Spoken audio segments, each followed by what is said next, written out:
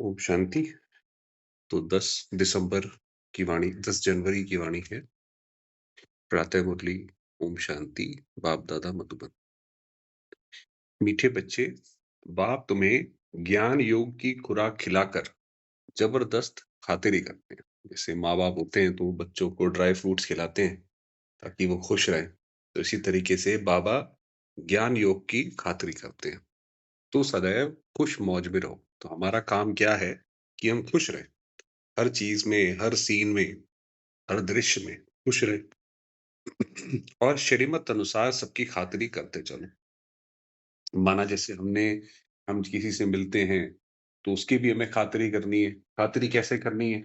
ऐसा नहीं कि उसको कोई हम गिफ्ट देते रहें या ऐसा कुछ करते रहें। खातिरी माना श्रीमत से खातिरी करते रहो। श्रीमत ज्ञान सुनाते रहो उसको, या जो श्रीमत कहती है उस हिसाब से करो। प्रश्न है, इस संगम युग पर आपके पास सबसे अमूल्य चीज कौन सी है जिसकी संभाल करनी है? कौन सी चीज सबसे ज्यादा जरूरी है, वैल्यूएबल है? इस सर्वोत्तम ब्राह्मण कुल में आपकी ये जीवन बहुत अमूल्य है।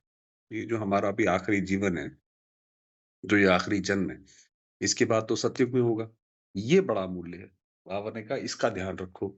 इसलिए शरीर की संभाल जरूर करनी है। ऐसा नहीं भाई शरीर कोई बात नहीं, छूट जाए तो ज्यादा अच्छा है, ऐसे नहीं। ऐसे नहीं, ये तो मिट्टी का पुतला है, कहाँ ये खलास हो जाए, नहीं। इनको जीते रखना है। इसीलिए इस शरीर की भी अच्छी करो, भई ये भी लंबा चले। कोई बीमार होते हैं तो उनसे तंग नहीं होना चाहिए। भई घर परिवार में या ब्राह्मण परिवार में भी कोई बीमार हो गया, तो ऐसे नहीं अरे इनके पास क्यों जाएँ, ये तो परेशान करते हैं, है ना? और ही ज़्यादा बोलते हैं। नहीं, बाबा ने कहा और तंग नहीं होना है। कि ये तो ठीक ही नहीं होते। तो ऐसे नहीं, उनको बोलो तुम शिव बाबा को याद करो। तो जो बीमार है, उनको बोलो कि आप शिव बाबा को याद करो। जितना याद करेंगे, उतना पाप कटते जाएँगे, तो हो सकता है ये बीमारी भी खत्म हो जाए। उनकी सर्विस करनी चाहिए, उनकी सेवा करनी चाहिए। शिव ब जीता रहे, शिव बाबा को याद करता रहे। तो इसलिए ये सोच के सेवा करो कि ये जीता रहे और शिव बाबा की याद करता रहे। ओम शांति।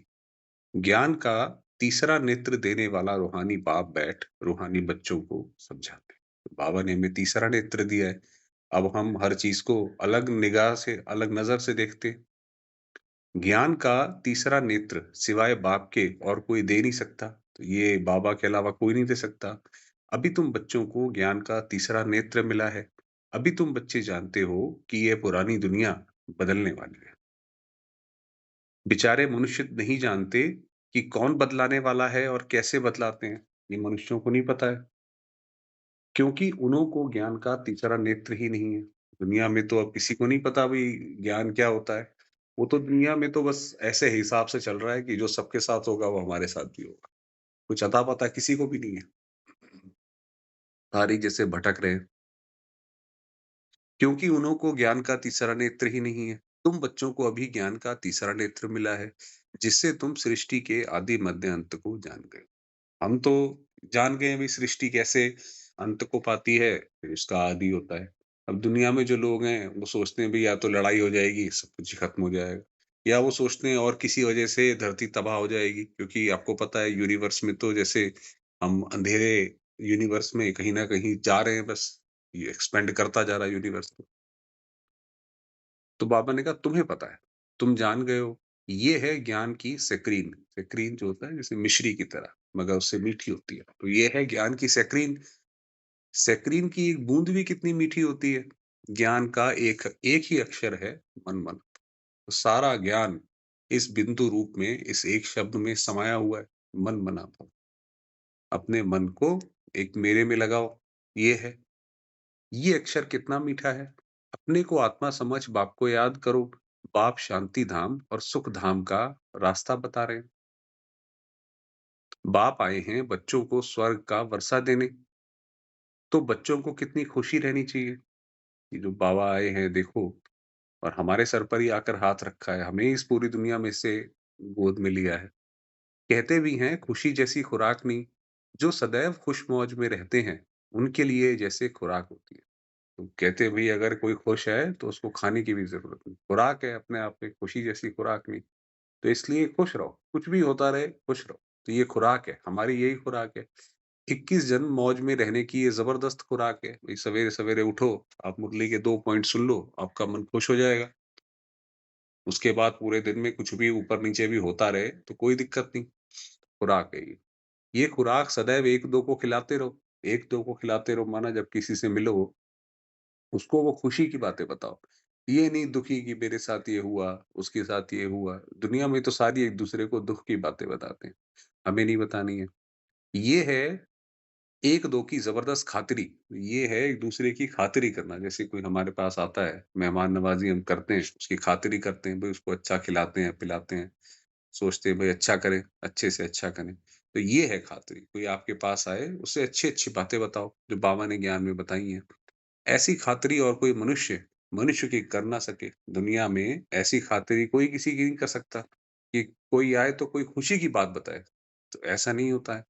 तुम बच्चे श्रीमत पर सभी की रूहानी खातिरी करते हो। सच्ची-सच्ची खुश-खिराफत भी ये है, किसको बाप का परिचय देना। बाबा ने कहा सबसे बड़ी खुश-खिराफत ये है, किसी को बाप का परिचय दो।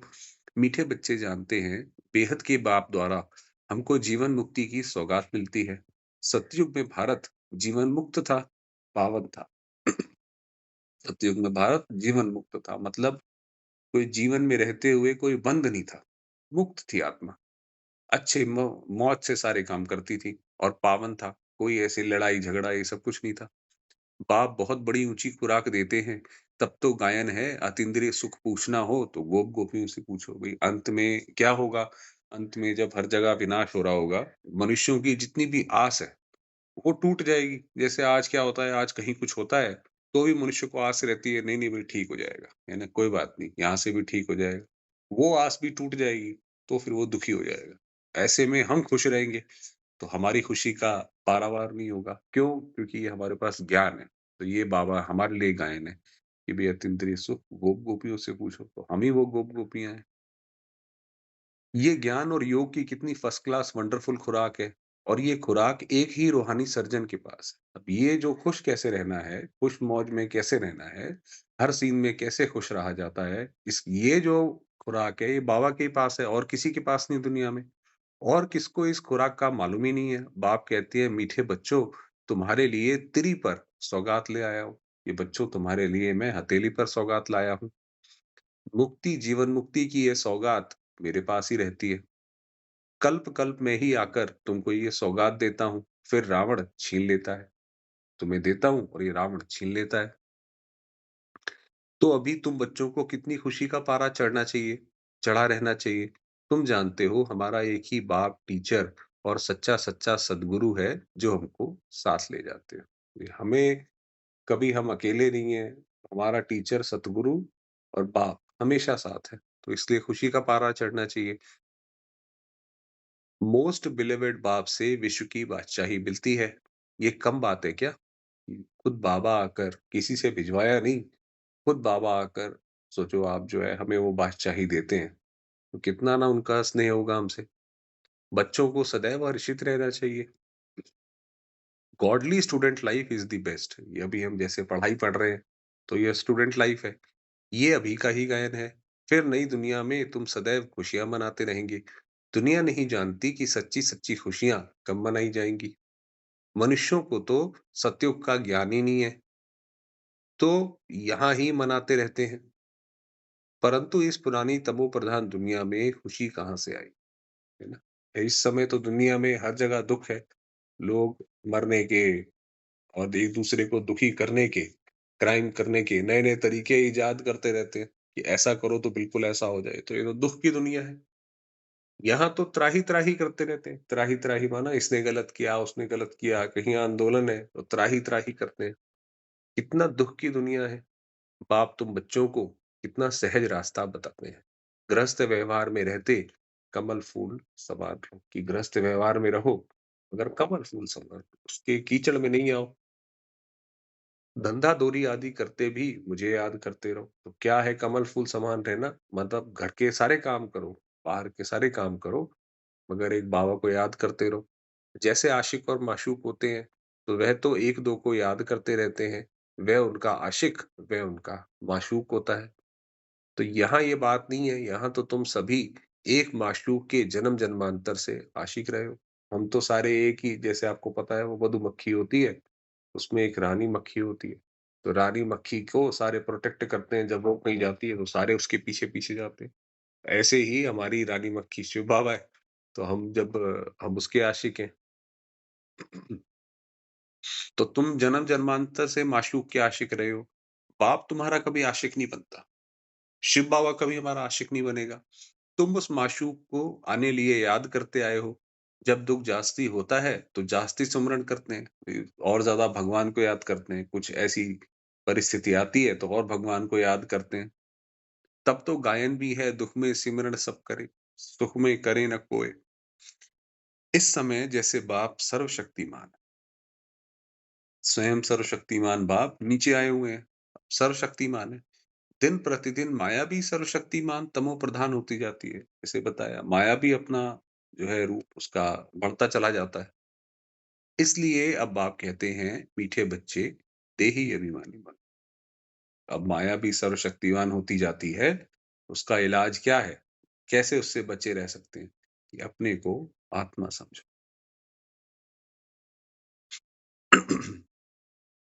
तो अपने को आत्मा समझ मुझ बाप को याद करो, साथ-साथ दैवी गुण भी धारण करो।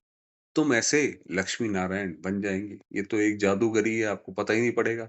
कैसे-कैसे आत्मा सुधरती जाती है, धीरे-धीरे करते-करते वहाँ पहुँच जाएँगे। तो अपने को याद रखो कि हमने ऐसा बनना है। इस पढ़ाई में मुख्य बात है ही याद की। ऊँचते ऊँच बाप को बहुत प्यार स्नेह से याद करना चाहिए। वह ऊँचते ऊँच बाप ही नई दुनिया की स्थापना करने वाला है। बाप कहते हैं, मैं आया हूँ तुम बच्चों को विश्व का मालिक बनाने। इसलिए मुझे याद करो, तो तुम्हारे अनेक जन्मों के पाप कट जाएँगे। अब जा बाबा को याद करेंगे, तो अनेक जन्मों के पाप कट जाएँगे। पतित पावन बाप कहते हैं, तुम बहुत पतित बन गए हो, इसलिए अब तुम मुझे याद करो, तो तुम पावन बन और पावन दुनिया का मालिक बन जाएँगे। पतित पावन बाप को ही बुलाते हैं ना। अब बाप आए हैं, तो ज़रूर पावन बनना। अब बाबा आ गया है, अब भई ये दुनिया खत्म हो रही है। अब हमें नई दुनिया के हिसाब से बनना, क्योंकि ये तो गई अब, है ना? अब इसमें तो जो यहाँ की चीज़ें हैं, वो यहाँ रह जाएँगी। हमें तो अगली में जाना है, तो वहाँ के हिसाब से तैयारी करो, वहाँ पे पावन बनना पड़े। बाप दुःख हरता, सुख करता है। बरोबर सतयुग में पावन दुनिया थी, तो सभी सुखी ही थे।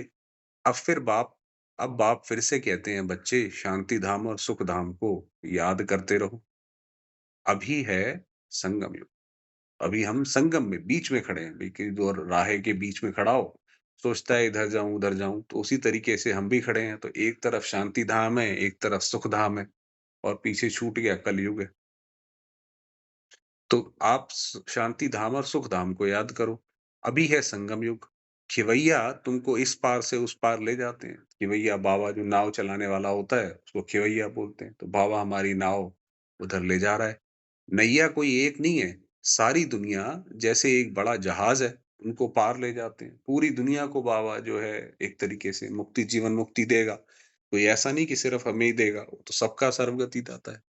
तुम मीठे बच्चों को कितनी खुशियाँ होनी चाहिए, तुम्हारे लिए तो सदैव खुशी ही खुशी है। तो बाबा ने कहा, तुम्हें कोई ऐसा नहीं है कि दिवाली के लिए वेट करना है, कि लोग तो दिवाली जब आती है या ऐसा कोई त्योहार आता है, तो गले मिलते हैं, खुश होते हैं, भई हमारे लिए रोज़ दिवाली है। बेहद का बाप हमको पढ़ा रहे हैं, वाह! ये तो कभी ना सुना ना पढ़ा। भगवान वाच, मैं तुम रूहानी बच्चों को राजयोग सिखा रहा हूँ, तो पूरी रीति सीखना चाहिए। तो बाबा ने कहा, पूरी रीति सीखो, धारणा करनी चाहिए, पूरी रीति पढ़ना चाहिए। पढ़ाई में नंबरवार तो सदैव होते ही हैं। अपने को देखना चाहिए, मैं उत्तम हूँ, मध्यम हूँ व कनिष्ठ हूँ। कितनी मुझे पढ़ाई समझ आती है, कितना मैं बाबा के उसमें चलता हूँ। तो देखो कि मैं कहाँ पर हूँ। बाप कहते हैं, अपने को देखो, मैं ऊँच पद पाने के लायक हूँ, रूहानी सर्विस करता हूँ। क्योंकि बाप कहते हैं, बच्चे सर्विसेबल बनो, फॉलो करो। मैं आया ही हूँ सर्विस के लिए। रोज़ सर्विस करता हूँ, इसलिए ही तो ये रथ लिया है। इनका रथ बीमार पड़ जाता है, तो इनमें बैठ मुरली लिखता हूँ। अब ऐसे बाबा का एक बार अपेंडिक्स का ऑपरेशन हुआ था। तो जब अपेंडिक्स का ऑपरेशन हुआ, तो बाबा मुरली कैसे सुनाते? तो जैसे ही ऑपरेशन से बाहर आए, तो बाबा ने कहा, मुझे पेन दो। तो बच्चों के लिए मुरली लिखी। तो वही बाबा कह रहे हैं कि जब कभी ऐसा कुछ होता था, कारण या अकारण, तो बाबा लिखते थे। कि ताकि बच्चों की मुरली मिस ना हो।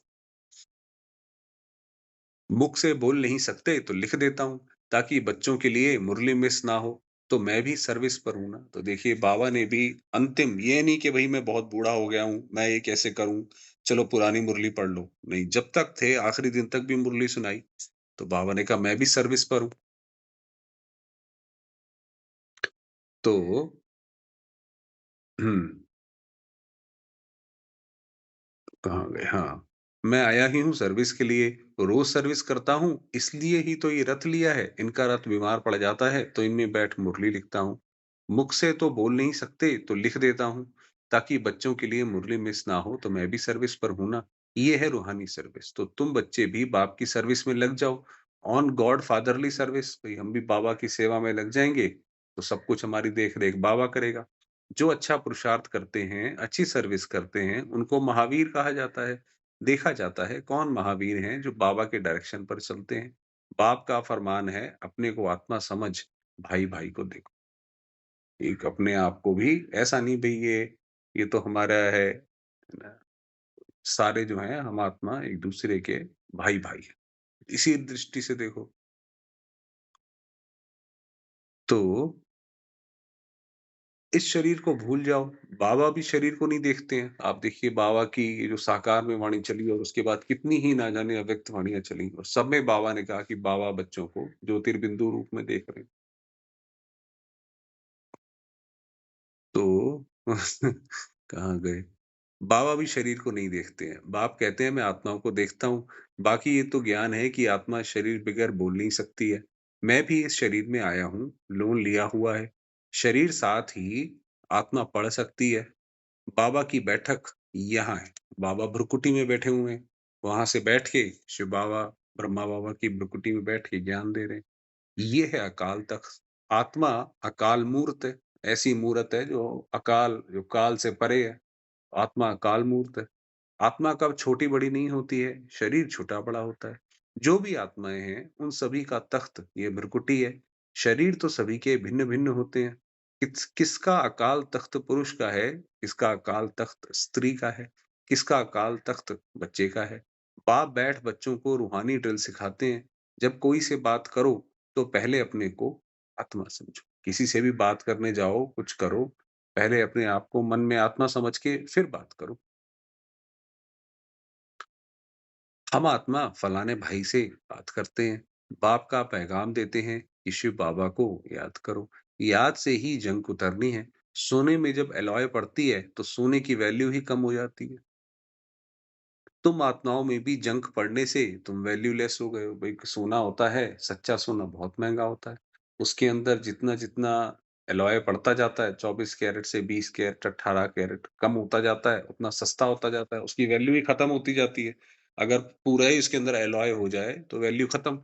उसी तरीके से आत्मा के अंदर भी जंक पड़ती जाती है, तो आत्मा की वैल्यू खत्म होती जाती है। अब फिर पावन बनना है। तुम आत्माओं को अब ज्ञान का तीसरा नेत्र मिला है। उस नेत्र से अपने भाइयों को देखो। भाई-भाई को देखने से कर्मेंद्रियाँ चंचल नहीं होंगी। भई अगर आप दूसरी आत्मा को भी भाई देखोगे, तो कैसे कर्मेंद्रियाँ चंचल होंगी? राज्य भाग्य लेना है, विश्व का मालिक बनना है, तो ये मेहनत करो। भाई-भाई समझ सभी को ज्ञान दो, तो फिर ये टेव पक्की हो जाएगी। फिर ये आदत पक्की हो जाएगी, भई हमेशा दूसरे को आत्मा देखेंगे। सच्चे-सच्चे ब्रदर्स तुम सभी हो। बाप अभी ऊपर से आए हैं, तुम भी आए हो। बाप बच्चों सहित सर्विस कर रहे हैं। सर्विस करने की बाप हिम्मत देते हैं।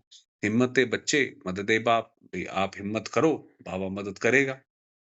तो ये प्रैक्टिस करनी है। मैं आत्मा भाई को पढ़ाता हूँ, आत्मा पढ़ती है ना, इसको स्पिरिचुअल नॉलेज कहा जाता है, जो रूहानी बाप से ही मिलती है। संगम पर ही बाप आकर ये नॉलेज देते हैं कि अपने को आत्मा समझो। तुम नंगे आए थे, फिर यहाँ शरीर धारण कर तुमने 84 जन्म पाठ बजाया है। अब फिर वापस चलना है। अब भई समय आ गया है, अब वापस चलना है। इसलिए अपने को आत्मा समझ भाई-भाई की दृष्टि से देखना है, ये मेहनत करनी है। अपनी मेहनत करनी है, दूसरे में हमारा क्या जाता है ना? भई दूसरा करे ना करे, कई बार कहते हैं भई फलाँ तो करता ही नहीं। अरे भई बाबा ने कहा तुम्हारा क्या जाता है? जो करेगा सो पाएगा। तो तुम अपनी मेहनत करो। चैरिटी बिगिन्स एट होम अर्थात पहले खुद को आत्मा समझ, फिर भाइयों को समझाओ। पहले खुद समझो, फिर समझाओ। तो अच्छी रीति तीर लगेगा, ये जौहर भरना है। मेहनत करेंगे तभी ऊँच पद पाएँगे। इसमें कुछ सहन भी करना पड़ता है। जब कोई उल्टी-सुल्टी बात बोले, तो तुम चुप रहो। क्या सहन करना पड़ता है? क्या अर्थ है? भई किसी ने कुछ बोला, आप अपना शांत हो जाओ। आपको क्या उस वक़्त ज़रूरी है उस वक़्त बोलना? सहन कर लो थोड़ा-सा उस वक़्त, बात छोटे में खत्म हो जाएगी। अच्छा, तुम चुप रहेंगे, फिर दूसरा क्या करेगा? ताली 2 हाथ से बजती है ना? भई अब आपने आप शांत हो गए, वो थोड़ी देर में शांत हो के वो भी शांत हो जाएगा, फिर अपनी बात रखो सामने, तो ताली नहीं बजेगी। एक ने मुँह की ताली बजाई, दूसरा चुप कर दे, तो आपे ही चुप हो जाएँगे। ताली से ताली बजने से आवाज़ हो जाता है। बच्चों को 1-2 का कल्याण करना है। बाप समझाते हैं, "बच्चे सदैव खुशी में रहना चाहते हो, तो मन मना पाओ। सदैव चाहते हो शरीर की बीमारियाँ भी खत्म हों, सब कुछ खत्म हो, तो मन मना भव। अपने को आत्मा समझ बाप को याद करो, भाइयों तरफ देखो, तो बच्चों को रूहानी यात्रा पर रहने की आदत डालनी है। तुम्हारे ही फायदे की बात है। बाप की शिक्षा भाइयों को देनी है। बाप कहते हैं, मैं तुम आत्माओं को ज्ञान दे रहा हूँ।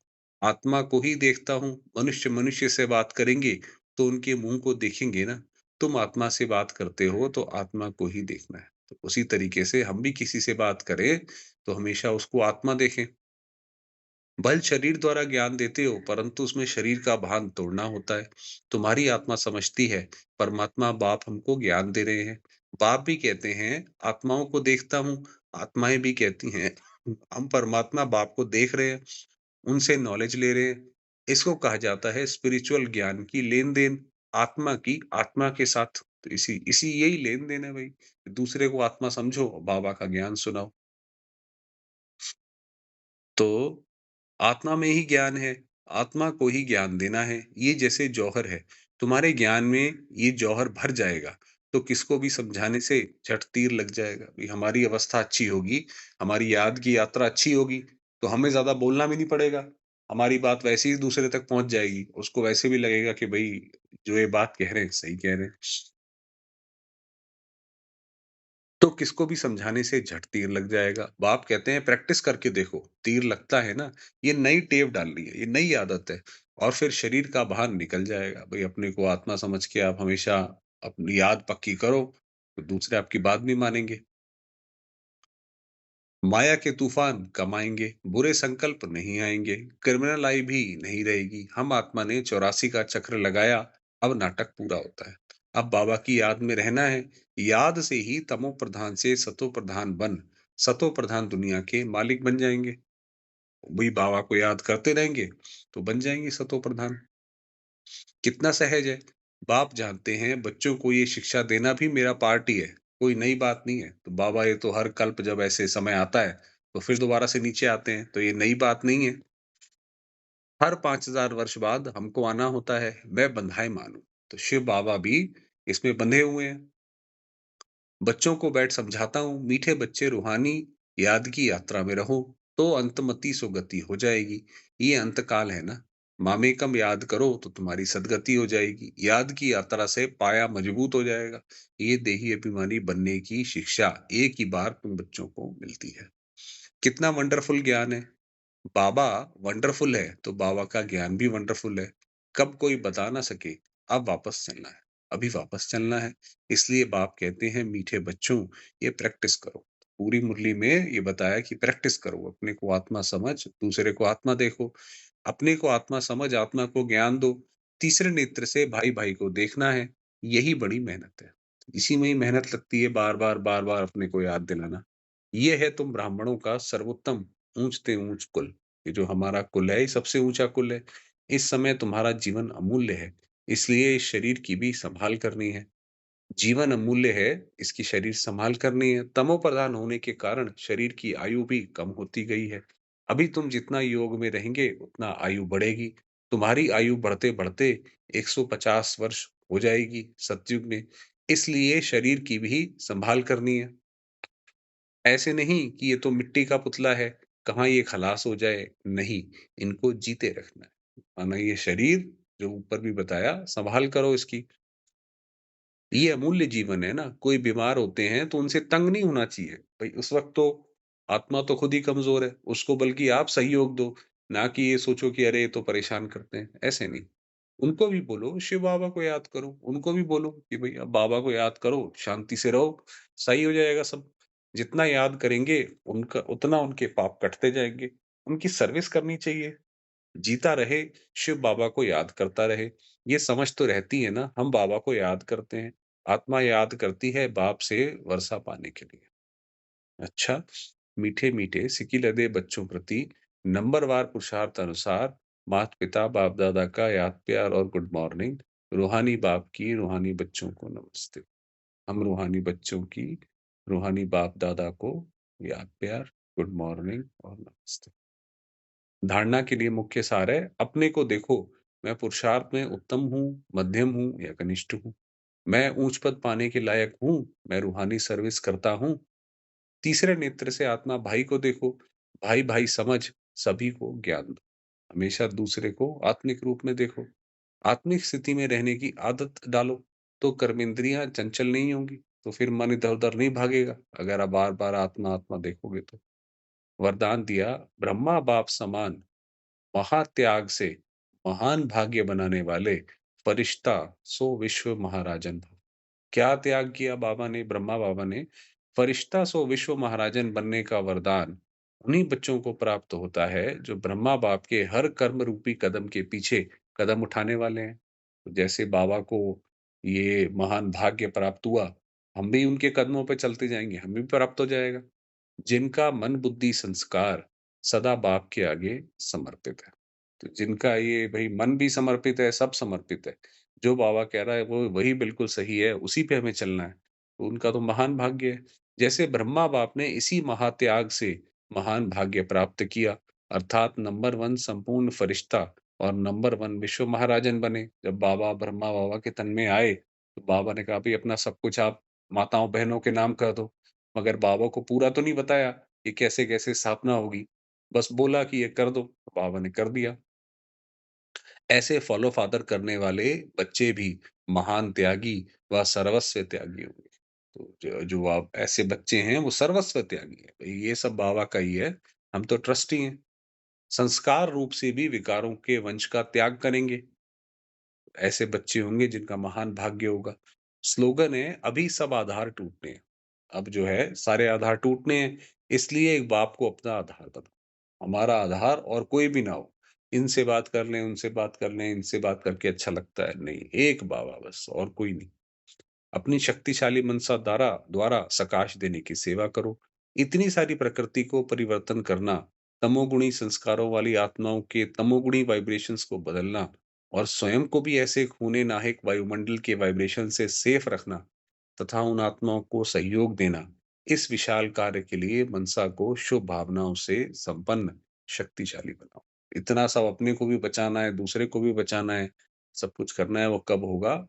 जब मनसा शक्तिशाली होगी। उसके अंदर केवल शुभ भावना, भई किसी के लिए भी कोई गलत भावना नहीं। किसी ने अच्छा किया तो भी अच्छी भावना है, खराब किया तब भी अच्छी भावना है। तब खुद भी बच पाएँगे और दूसरों को भी बचा पाएँगे। ऐसे। ओम शांति। थोड़ी देर बाबा को याद